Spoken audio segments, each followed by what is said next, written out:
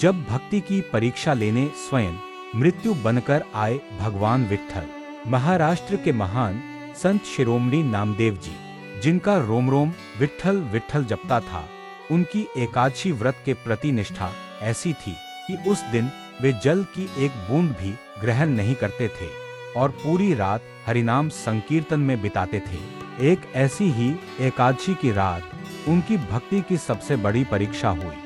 संकीर्तन के बीच एक अत्यंत वृद्ध, हड्डियों का ढांचा मात्र ब्राह्मण भूख से बिलखता हुआ उनके द्वार पर आया और बोला, भोजन दो वरना मैं मर जाऊंगा और तुम्हें ब्रह्महत्या का पाप लगेगा। नामदेव जी धर्म संकट में पड़ गए। एक तरफ उनका अटूट एकादशी व्रत, दूसरी तरफ एक ब्राह्मण की जान। उन्होंने हाथ जोड़कर कहा, हे ब्राह्मण देवता, सूर्योदय तक प्रतीक्षा करें, पारण के बाद आपको भरपेट भोजन कराऊंगा।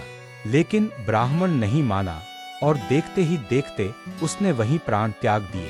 पूरा गांव नामदेव जी को हत्यारा कहने लगा, तिरस्कार करने लगा, परंतु नामदेव जी की निष्ठा डिगी नहीं, वे विचलित नहीं हुए।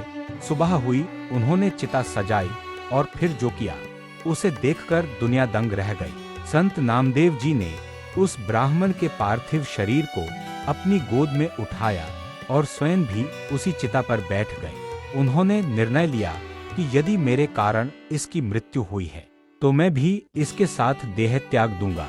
और तभी हुआ चमत्कार। जैसे ही चिता की लपटें नामदेव जी को छूने वाली थी, वह मृत ब्राह्मण अचानक उठा और नामदेव जी को खींचकर चिता से बाहर कूद पड़ा।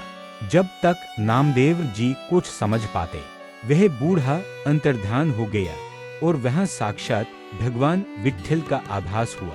वह कोई साधारण ब्राह्मण नहीं था, स्वयं पांडुरंग विट्ठल अपने प्रिय भक्त की निष्ठा की अंतिम परीक्षा लेने आए थे।